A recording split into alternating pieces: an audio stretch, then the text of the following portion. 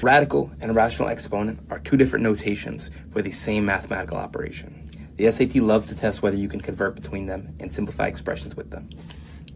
Let's go over basics here. If I write the square root of x, that's the same thing as writing x to the power of 1 over 2. Notice the name. We say square root, right? And we know a square is usually just to the power of 2. The only difference is that 2 is invisible, sitting outside right there. Let's take a look at a cube root. If we had a cube root, for example, that's the same thing as writing x to the power of 1 over 3.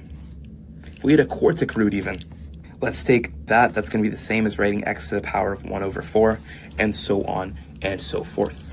Easy formula you can use to remember this is x with an index of n is equal to x to the power of 1 over n. And when you convert between them, especially when our x actually has an exponent, there's an even easier formula we can use. It goes the b root of x to the power of a is equal to x to the power of a over b. And this is the main formula we're going to use, which makes it a lot easier. Let's say we had something like x to the power of 2 over 3, and we wanted to convert that to have a radical. We'd take our 3, that would go on the outside, and then we'd have our 2 as a square on the inside. And that's it. Simple as that. Let's go ahead and now take a look at some of the rules that we're going to have to do. The first one is going to be called the product rule. Now, the product rule, real simple, states that x to the power of a times x to the power of b is equal to x to the power of a plus b. Now, pay close attention here. You're not multiplying a and b, you're adding them, because we add exponents, multiply their bases by each other. Let's take an example. If we did x to the power of 1/2 times x to the power of 1/3, that's really the same as saying x to the power of 3 over 6 plus 2 over 6, which means our final answer is x to the power of 5 over 6. That's all we have to do to add our exponents. That's the product rule. Very similar thing here for the quotient rule. For example, if we have x to the power of a over x to the power of b, this is equal to x to the power of a minus b. Let's take a look at an example here.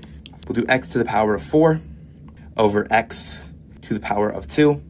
We all know 4 minus 2 is 2, so our final answer is x to the power of 2. And that's it. The power rule is a little bit different here.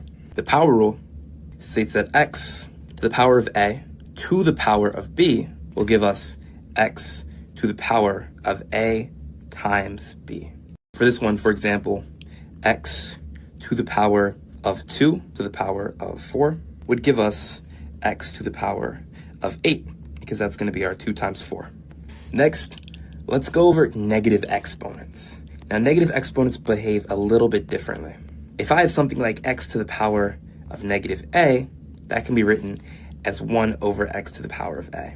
For example, if we had x to the power of negative 2, that's the same thing as writing 1 over x to the power of 2. If you had a problem where you had, let's do x times y to the power of negative 3, and the negative 3 is specifically above the y, you could rewrite the equation as x to the power of 1 over y to the power of 3, or x over y to the power of 3. Next, we have our zero exponent rule. Real simple, just means that any number to the power of 0 equals 1. No matter what we plug in, any number to the power of 0 will always give us a 1. Finally, when it comes down to distributing exponents, for example, xy to the power of a is the same thing as writing x to the power of a times y to the power of a. Always across the board. Now let's talk about simplifying our radicals here. Let's take a number like 72. And if we're being given 72, and we just want to find our values here, we have the square root of 72. Let's think about it like this. I know that 72 is really 36 times 2. So I can rewrite it as such. Now, we can take something out. We know the square root of 36 is going to give us 6. Saying the square root of 72 is the same thing as saying 6 times the square root of 2. You can do another one here. Let's take a look at, we could even do 72 a different way. If we take 72, once more, we know 72 is 8 times 9. So we can do 8 times 9, and that 9 is the square root of 3.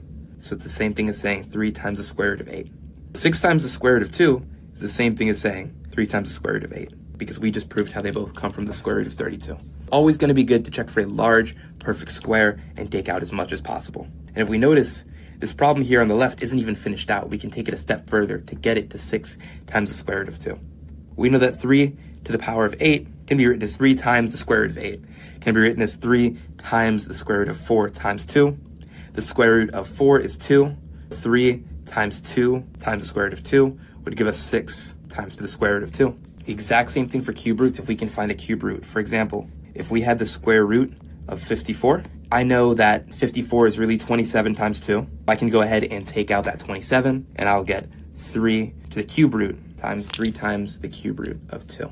A few things to keep in mind as you do these problems. Make sure you rationalize your denominators. Eliminate radicals from the denominators in your final answers. Make sure when you simplify your negative exponents that you keep them contained. You know it's always going to be written out as 1 over x to the power of the exponent if the exponent is negative. You also cannot combine unlike radicals. For example, the square root of 2 plus the square root of 3 is not the square root of 5. And make sure that you simplify your radicals out completely.